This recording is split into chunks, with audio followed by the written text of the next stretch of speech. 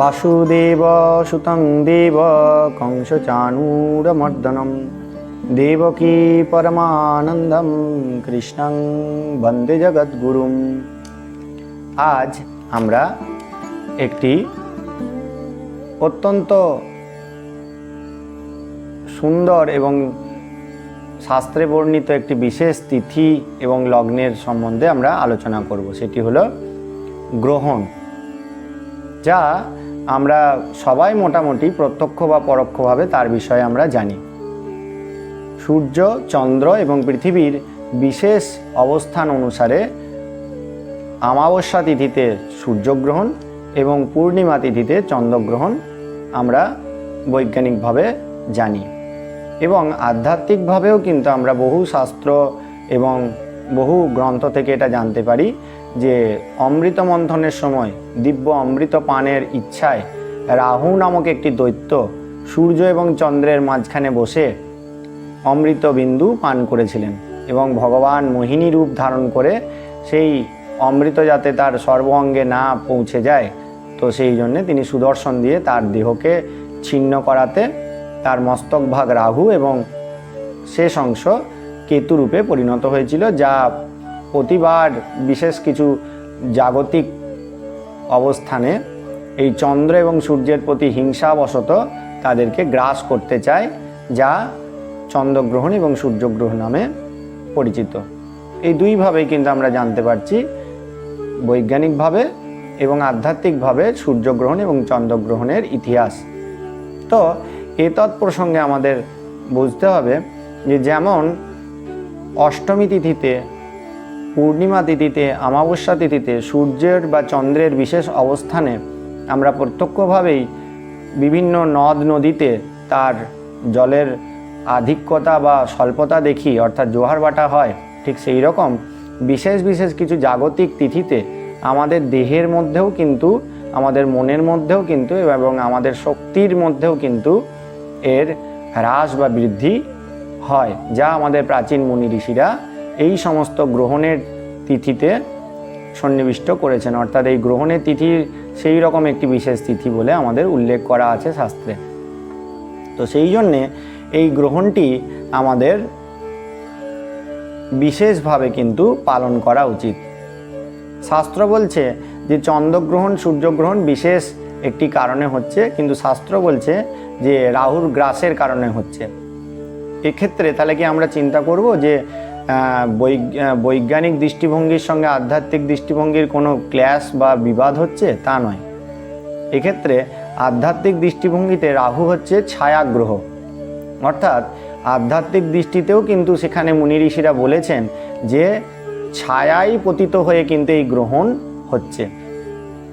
অর্থাৎ আমাদের এখানে বুঝলে যদি আমরা ভুল করি তাহলে সেক্ষেত্রেই কিন্তু শুধুমাত্র বিজ্ঞান এবং আধ্যাত্মিকতার সঙ্গে বিরোধ হবে। যদি আমরা ঠিক মতনভাবে বুঝি তাহলে কিন্তু কোনো বিরোধ এতে থাকবে না।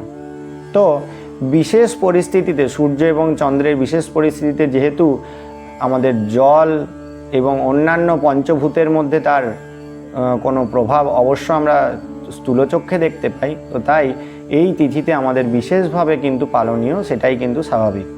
তো এই মতন অবস্থায় আমাদের যে কোনো প্রকার গ্রহণে শাস্ত্রে বিধি প্রদান করা হয়েছে যে এই গ্রহণকালীন, সেটি যে কোনো গ্রহণই হোক না কেন, চন্দ্রগ্রহণ বা সূর্যগ্রহণ, সেই ক্ষেত্রে যে স্থানে গ্রহণ দৃষ্ট হবে সেক্ষেত্রেই শুধুমাত্র নিয়ম পালনীয়। যেখানে দৃষ্ট হবে না, অর্থাৎ অদৃশ্য গ্রহণ, সেখানে কিন্তু কোনো রকমের গ্রহণের কোনো কর্ম পালন হবে না। এটি হলো প্রথম কথা। দ্বিতীয় কথা, এই গ্রহণে অবশ্যই গ্রহণের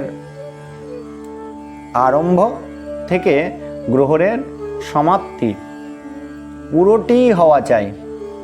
খণ্ডগ্রাস গ্রহণে কোনো রকমের পুনশ্চরণ আদি কর্ম করা যাবে না, কিন্তু সেক্ষেত্রে গ্রহণের যে সমস্ত আনুষাঙ্গিক পালনাদি রয়েছে, অর্থাৎ আহার গ্রহণ করা, নিদ্রা যাওয়া বা আলোচনা সমালোচনা আদি কর্ম করা, এই সমস্ত থেকে আমাদের তখন বিরত থাকতে হবে।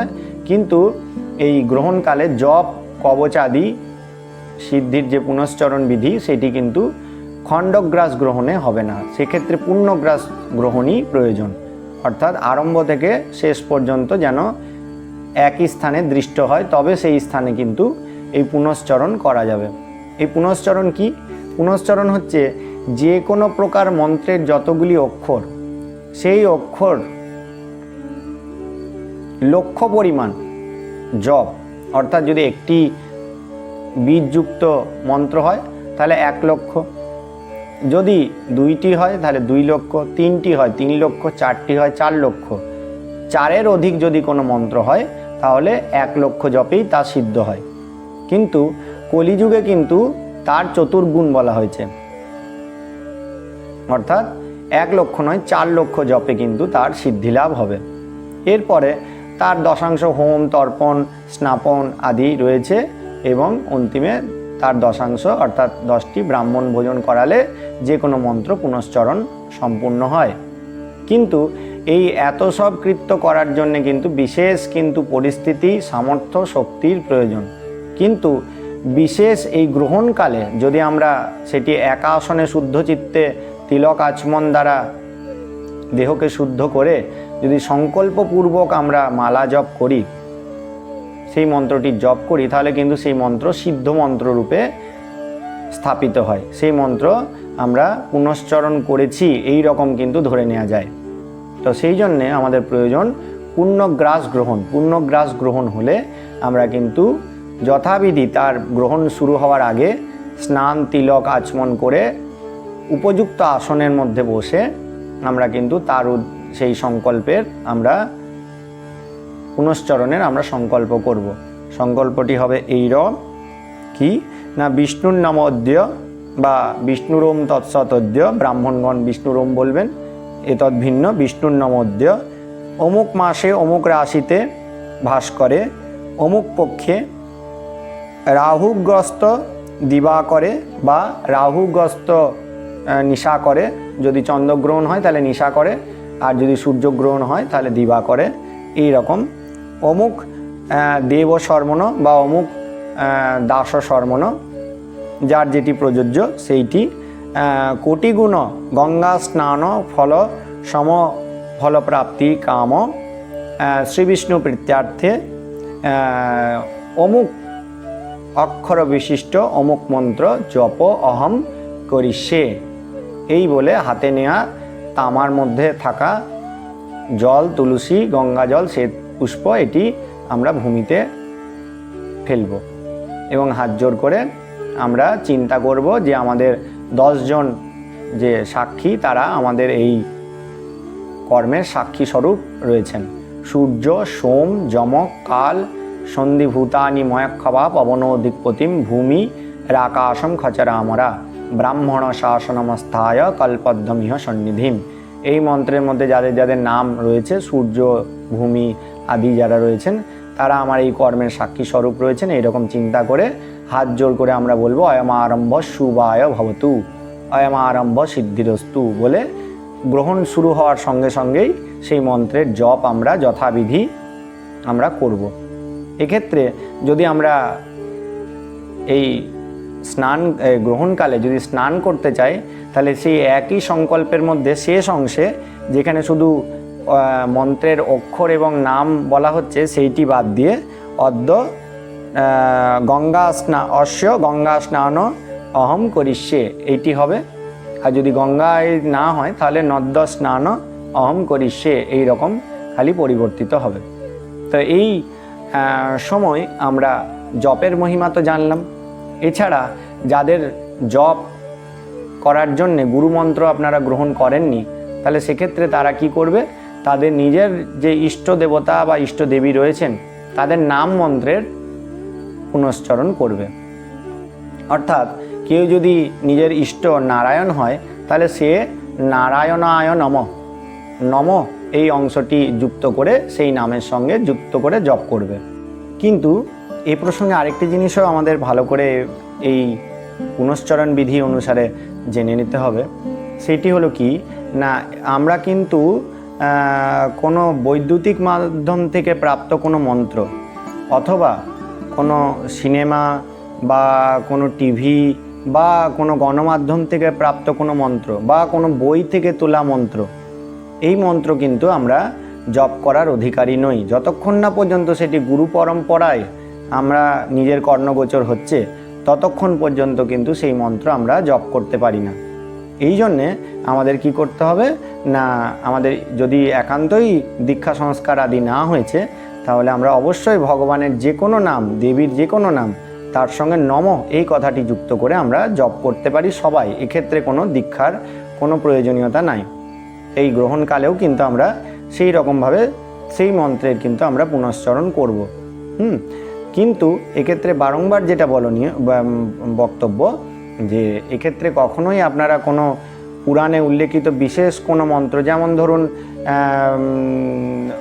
অষ্টাক্ষর নারায়ণ মন্ত্র বা দ্বাদশাক্ষর বাসুদেব মন্ত্র বা অষ্টাদশাক্ষর গোপাল মন্ত্র, এই ধরনের বিশেষ বিশেষ যে মন্ত্রগুলি, সেগুলো কিন্তু গুরু পরম্পরার মাধ্যমেই নিতে হবে। গায়ত্রী মন্ত্র, মহামৃত্যুঞ্জয় মন্ত্র, বৈদিক যে সমস্ত মন্ত্রগুলো আছে, সেগুলো সকলেই কিন্তু আমরা বিশেষ যে বৈদিক রীতি বা পৌরাণিক রীতিতে দীক্ষার বা উপনয়নের কথা বলা আছে, তারপরেই কিন্তু আমরা এর অধিকারী হব। নতুবা কিন্তু শব্দের যেমন তারক ক্ষমতা আছে, সেই রকম কিন্তু মারক ক্ষমতাও কিন্তু আছে। একটি ছুরি দিয়ে যেমন আমরা ভগবানের জন্যে ফল আমান্য করতে পারি, সেই রকম সেই একই ছুরি দিয়ে কিন্তু আমাদের রক্তপাতও হওয়া সম্ভব। তো সেই জন্যে মন্ত্র ব্রহ্মের সম্বন্ধে আমরা অবগত হয়ে কিন্তু আমরা তার ব্যবহার করব। তো দেখুন, তো এইরকমভাবে আমরা জপ সংকল্প করত চন্দ্রগ্রহণ বা সূর্যগ্রহণ শুরু হওয়ার সময়কাল থেকে চন্দ্রগ্রহণ বা সূর্যগ্রহণ সমাপ্তিকাল পর্যন্ত মধ্যে আমরা যত সংখ্যক জপের সংকল্প করব, তত সংখ্যক জপ অথবা আদ্যপ্রান্ত জপ, এই রকম যদি আমরা সংকল্প করি যে শুরুর থেকে শেষ পর্যন্ত আমরা জপ করব, তাহলে সেই জপ শেষ করার পর সেই দেবী বা দেবতার উদ্দেশ্যে হাতে জল নিয়ে আমরা সেই জপটি সমর্পণ করব।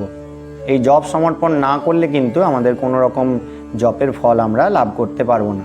সেই মন্ত্রটি হলো, হাতে আমরা জল নিয়ে বলবো, গুহ্যাতি গুহ্যগোপ্তা তম গৃহাণ স্মরেৎকৃত জপ সিদ্ধং ভবতু মে দেব তৎপ্রসাদাৎ সুরেশ্বর।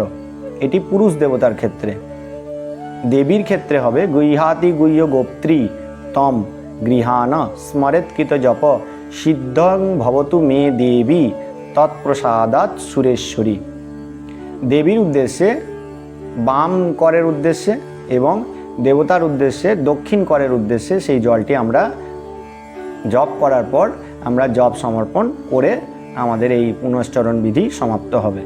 এরপর গ্রহণ শেষ হয়ে যাওয়ার পর আমরা পুনশ্চরণ সাঙ্গতার্থে আমরা যৎকিঞ্চিৎ দক্ষিণা এবং তার সঙ্গে ভোজ্য, সেইটি কিন্তু উপলব্ধ সামনে কোনো যদি ব্রাহ্মণ পরিবার থাকে তাহলে তাকে দান করব এবং যথাবিধি মন্ত্রের দ্বারা আমাদের স্নান করতে হবে। সেই স্নানের মন্ত্রটি কি? সেই স্নানের মন্ত্রটি হচ্ছে উত্তিষ্ঠ গম্যতাম রাহ ত্যাজতাম চন্দ্র সঙ্গমম কর্ম চণ্ডাল যোগত্থম কুরু পাপক্ষয়ং মম। এটি চন্দ্রগ্রহণের ক্ষেত্রে। সূর্যগ্রহণের ক্ষেত্রে চন্দ্রের জায়গায় সূর্য সঙ্গমম এটা হবে। তো এইরকম বলে আমরা সূর্যগ্রহণ বা চন্দ্রগ্রহণে আমরা স্নানটি করব।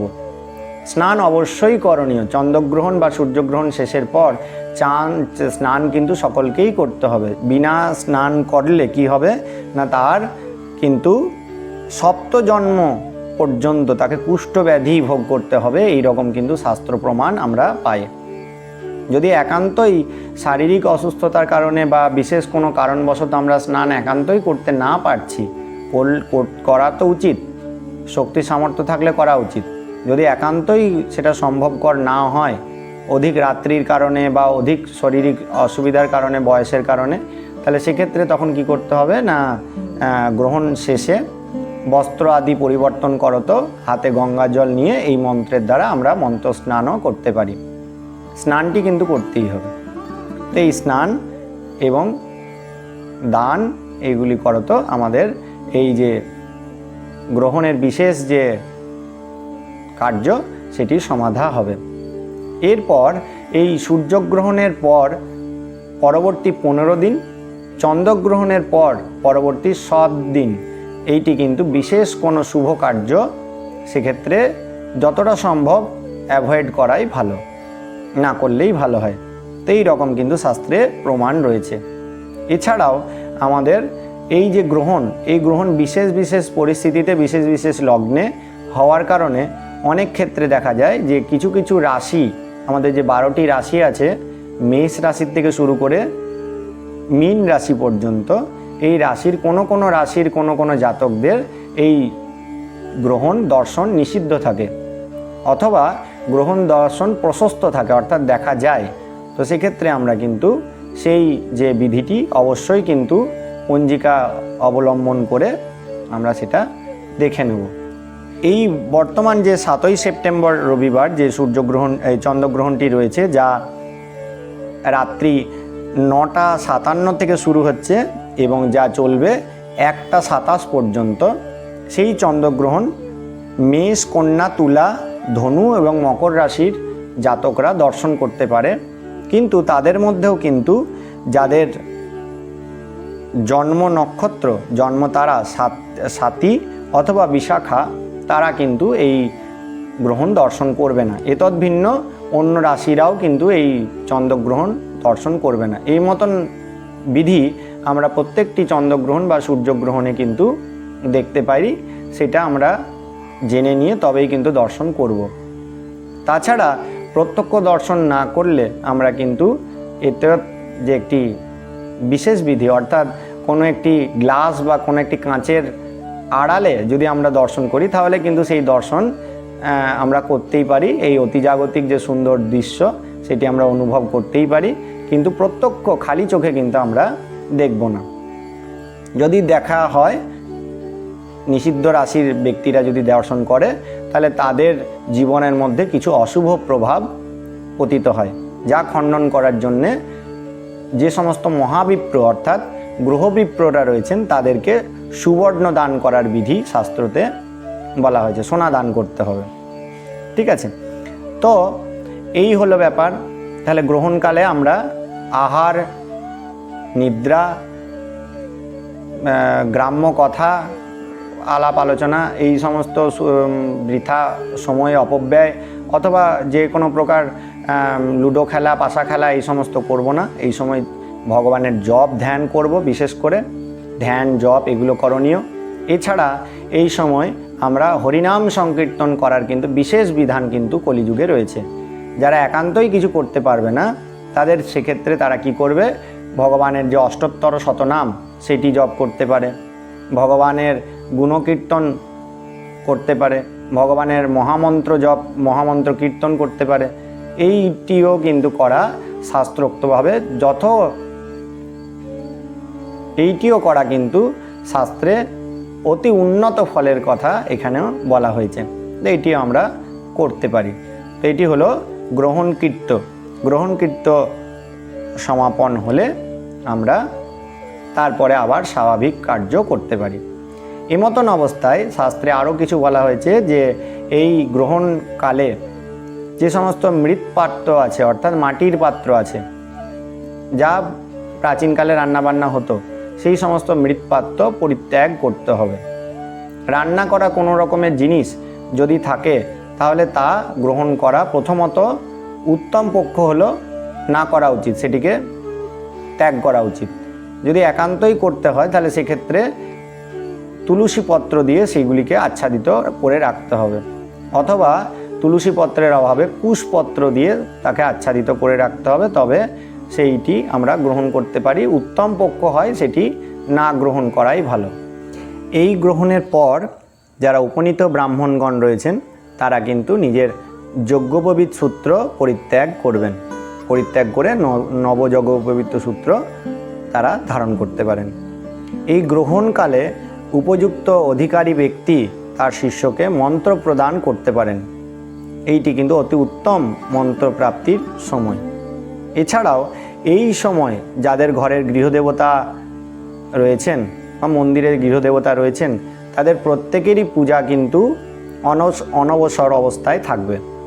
অর্থাৎ এই সময়ে শুরু হওয়ার আগে, গ্রহণ শুরু হওয়ার আগেই ভগবানের যে মূল মন্দিরের কপাট সেটি কিন্তু বন্ধ হয়ে যাবে, মূল মন্দির কিন্তু খোলা যাবে না। এবং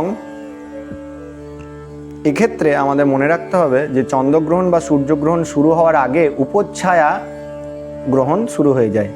উপচ্ছায়া গ্রহণ মানে সেটা কি, যেটাকে আমাদের শাস্ত্রে বলছে সূতককাল। এই সময় গ্রহণ শুরু হয় না যদিও, কিন্তু হালকা তাদের মধ্যে কিন্তু মালিন্যতা দেখা যায়, অর্থাৎ চন্দ্র বা সূর্যের আগের যে জ্যোতি সেই জ্যোতি কিন্তু একটু মালিন্যতা তখন শুরু হয়ে যায়, যেহেতু গ্রহণ শুরু হয়ে যাচ্ছে এবারে। তো সেই অবস্থায় কিন্তু যখন গ্রহণ শুরু হয়নি কিন্তু তার উপচ্ছায়া অংশ স্পর্শ করছে বা সূতককাল স্পর্শ করছে, সেই সময়টিতে কিন্তু কোনো রকমের ধর্মকীর্ত করার বিশেষ, এই যে গ্রহণকালে যে সমস্ত ধর্মকীর্ত সেগুলি করার কোনো বিধান শাস্ত্রে দেয়া হয়নি। সেটি নর্মাল সময় রূপে আমরা গ্রহণ করতে পারি। তবে সেই সময়টা আমাদের প্রস্তুতি নিতে হবে, যে গ্রহণকালে আমরা যেগুলি করতে চলেছি সেইগুলির সম্বন্ধে আমাদের প্রস্তুতি নিতে হবে। তো এইগুলি হলো গ্রহণের সম্বন্ধে বিশেষ বিশেষ কিছু কথা। তো আর কি না, এই সময় কিন্তু অনধ্যয়ন অর্থাৎ কোনো প্রকার বিশেষ গ্রন্থ, যেগুলি শাস্ত্রোক্ত গ্রন্থ, সেগুলো কিন্তু অধ্যয়ন করার কথা শাস্ত্রে বিধান নাই। এই সময় অনধ্যয়নের কথাও বলা আছে। এই প্রসঙ্গে আরেকটি বিশেষ, যদিও এই গ্রহণের সম্বন্ধে এটির যোগ না করাও হয়তো যেতে পারতো, কিন্তু তবুও এই প্রসঙ্গে আপনাদের কাছে আপনাদের সুধীজনদের কাছে আমার একটি প্রশ্ন আছে।